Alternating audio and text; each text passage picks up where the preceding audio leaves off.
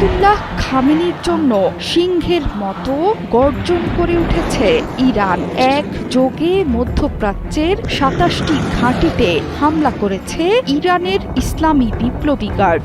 Missile ড্রোনের তাণ্ডবের এমন দৃশ্য আর কখনো এর আগে দেখা যায়নি। মধ্যপ্রাচ্যের এত মার্কিন ঘাঁটিকে একযোগে হামলার ঘটনা নজিরবিহীন। যেখানে আমেরিকান কোনো সম্পদের দিকে চোখ তুলে তাকাতেই সাহস করে না কেউ, সেখানে ইরান দেখিয়ে দিল সাহস কাকে বলে। সর্বোচ্চ ধর্মীয় নেতা আয়াতুল্লাহ আলী খামেনির মৃত্যুর পর ইরান ঘোষণা দিয়েছিল ইতিহাসের সবচেয়ে ধ্বংসাত্মক প্রতিশোধ নেওয়া হবে। কথার পরই কাজ শুরু করে তারা। দেশটি একযোগে ২৭টি ঘাঁটিতে হামলা চালাচ্ছে। ইরানের ঘোষণার পর সংযুক্ত আরব আমিরাত এবং কাতার থেকে আসতে শুরু করে বিস্ফোরণের শব্দ। ষষ্ঠ দফায় মধ্যপ্রাচ্য জুড়ে হামলা চালাচ্ছে তেহরান। এর মধ্যে সংযুক্ত আরব আমিরাতেই ১৩৭টি ব্যালিস্টিক মিসাইল ছুড়েছে তেহরান। এছাড়া ২ শতাধিক ড্রোনের বিশাল বহর তো আছেই। আবুধাবি বিমানবন্দরে নিহত হয়েছেন একজন। কাতারে ছোড়া হয়েছে ৬৫টি মিসাইল আর ১২টি ড্রোন।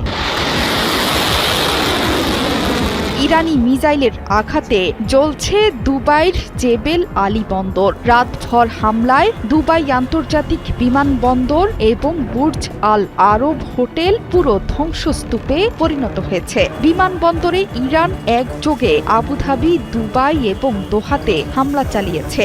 শনিবারই মধ্যপ্রাচ্য জুড়ে বিমান সেবা স্থগিত করেছে কর্তৃপক্ষ। সেখানে মারা গেছেন একজন। বাহরাইনের মানামায় দেখা গেছে বড় ধোঁয়ার কুণ্ডলী। আল জাজিরার প্রতিবেদনে বলা হয়েছে, কাতারের দোহায় রোববার নতুন করে ১১ দফা বিস্ফোরণ হয়েছে। এছাড়া এদিন ইসরায়েলের বিভিন্ন স্থানে একাধিক বিমান হামলার আশঙ্কায় সতর্ক সংকেত পাওয়া গেছে।